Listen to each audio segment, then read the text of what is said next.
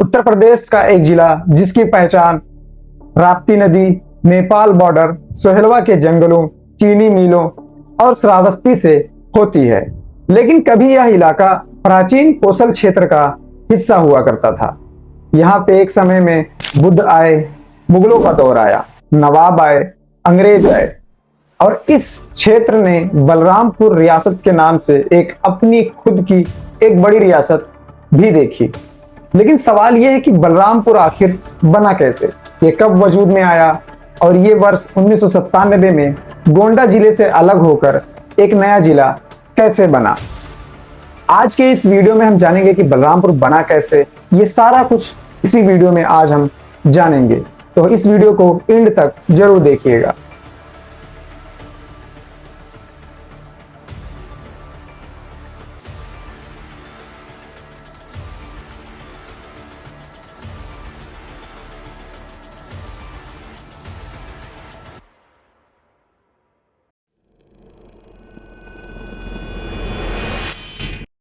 तो कहानी शुरू होती है लगभग 1000 साल पहले। आज का बलरामपुर प्राचीन कोसल क्षेत्र से जुड़ा हुआ था और इसके पास स्थित श्रावस्ती उत्तर कोसल की राजधानी हुआ करती थी।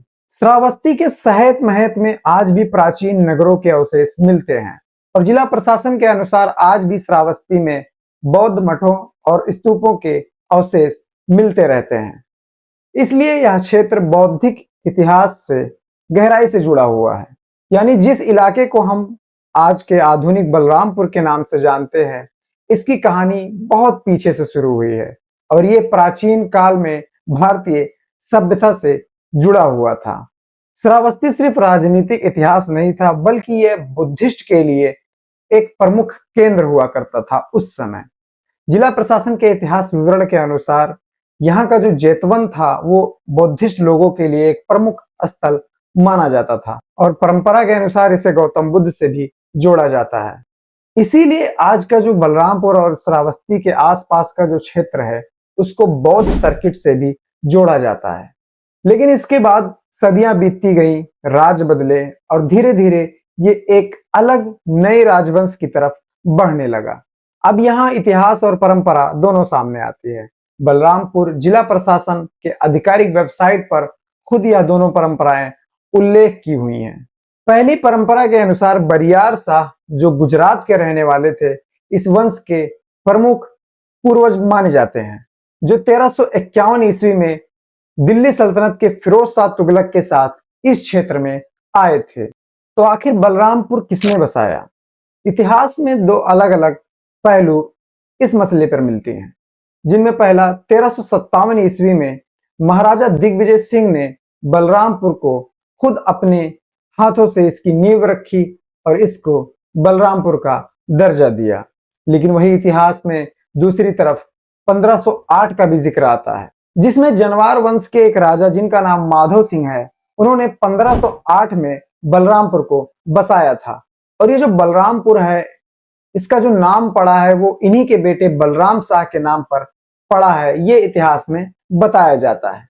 1357 और 1508 ये दो अलग अलग परंपराएं इतिहास में मौजूद हैं और इसलिए इन दोनों परंपराओं को बताना इस वीडियो में बहुत ही ज्यादा जरूरी है, क्योंकि इतिहास दोनों चीजों की जिक्र करता है। धीरे धीरे समय आगे बढ़ने लगा और भारत पर मुगलों का शासन हो गया और ये जो बलरामपुर क्षेत्र का हिस्सा हुआ करता था, ये मुगल काल में एक बहराइच राज्य का हिस्सा हो गया था। वहां पे बहराइच राज्य भी एक समय में बना था, जिसमें यह बलरामपुर का क्षेत्र उसी राज्य के अंडर हो चुका था। फिर बाद में यह क्षेत्र सीधा अवध के नवाबों के नियंत्रण में आ गया, यानी बलरामपुर का क्षेत्र सीधा अवध के नवाबों के अंडर में आ गया। और उस समय यहाँ के जो राजा हुआ करते थे उनका नाम था महाराजा दिग्विजय सिंह, जो कि अवध के नवाबों के नीचे और एक अपनी बलरामपुर रियासत में राजा थे। इसी बीच 18वीं और 19वीं शताब्दी में अंग्रेजों का जो ताकत है वो धीरे धीरे बढ़ने लगा। भारत में अंग्रेज तेजी से बढ़ रहे थे। फरवरी 1856 ब्रिटिश सरकार ने अवध को अपने नियंत्रण में ले लिया और यह जो गोंडा का इलाका था ये भी बलरामपुर के साथ साथ बहराइच राज्य से जुड़ा हुआ था, मतलब ये एक में मिला हुआ था। तो ब्रिटिश सरकार क्या करती है, इसमें प्रशासनिक बहुत सारे बदलाव करती है और जो गोंडा है उसको अलग करके एक जिला बनाया जाता है। बहराइच राज्य से गोंडा को अलग करके एक जिला बनाया जाता है और बलरामपुर को एक तहसील का दर्जा प्राप्त होता है। इसी के साथ अब बलरामपुर की कहानी सिर्फ राजाओं तक सीमित नहीं रही, बल्कि यहाँ पे अंग्रेजी प्रशासन भी मौजूद था। और फिर आया 1857 का विद्रोह। 1857 में उत्तर भारत के बड़े हिस्सों में अंग्रेजों के खिलाफ विद्रोह हुआ और बलरामपुर के रियासत में महाराजा दिग्विजय सिंह का नाम एक बहुत इंपॉर्टेंस रखता है। लेकिन यहाँ पे एक जरूरी सावधानी भी है। बलरामपुर जिला प्रशासन के आधिकारिक इतिहास के पेज पे महाराजा दिग्विजय सिंह के वंश और उनकी रियासत की स्थापना की परंपराएं तो मिलती हैं, लेकिन 1857 में उनकी भूमिका के बारे में इंटरनेट पर बहुत सारी लोकप्रिय बातें एक जैसी नहीं मिलती हैं। इसलिए इस वीडियो में बिना प्राथमिक दस्तावेज के किसी बात को कहना मेरे हिसाब से सही नहीं होगा। 19वीं शताब्दी में बलरामपुर एक महत्वपूर्ण रियासत तालुकदारी के रूप में विकसित हुआ। आज का जिला जिस नाम से जाना जाता है, यानी बलरामपुर जिस नाम से जाना जाता है, वो अपने उसी पुराने बलरामपुर रियासत और उसकी राजधानी से जोड़ा गया है और वहीं से इसका नाम लिया गया है। और भारत सरकार के एमएसएमई के जिला प्रोफाइल पेज पर भी इसी जो पुराना बलरामपुर रियासत था उसी से इस जिले का नाम भी जोड़ा गया है। यानी बलरामपुर पहले रियासत के नाम से पहचान बनी और फिर उसी नाम से यह एक जिला के रूप में अस्तित्व में आया। फिर आया 1947, भारत आजाद हुआ।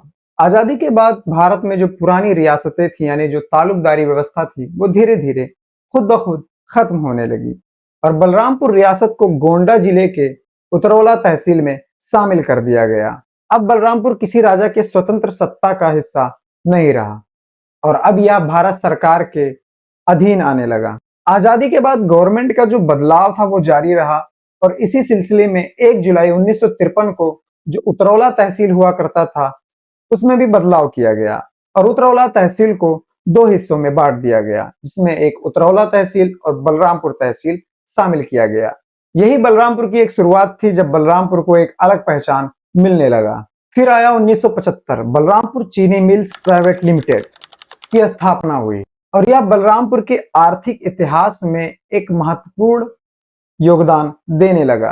कंपनी के ऑफिशियल डाटा के अनुसार जो वर्ष 1975 में इस चीनी मिल में जो गन्ने को क्रशिंग कैपेसिटी से शुरुआत की गई थी वो था 800 टन। यानी उस वक्त 800 टन से इस कंपनी ने यानी इस चीनी मिल ने शुरुआत की और बाद में ये जाके 12,000 टन तक जा पहुंचा, जिससे बलरामपुर का जो ये इलाका था यह एक आर्थिक उद्योग के रूप में भी देखा जाने लगा। 1987 में गोंडा सदर तहसील में कई सारी नई तहसीलें बनाई गई, जिनमें मनकापुर, तुलसीपुर और करनेलगंज शामिल था। इस सरकारी बदलाव ने आगे होने वाले बदलाव की जमीन तैयार की और फिर बाद में वह साल आया जिसने पूरा इतिहास बदल दिया। और फिर आया 25 मई 1997। जी हाँ, वो दिन जिसके बाद इतिहास बदल गया। 25 मई 1997 को गोंडा जिले का विभाजन हुआ। विभाजन के बाद यानी डिवाइडेशन के बाद एक नया जिला अस्तित्व में आया और इस जिले का नाम था बलरामपुर।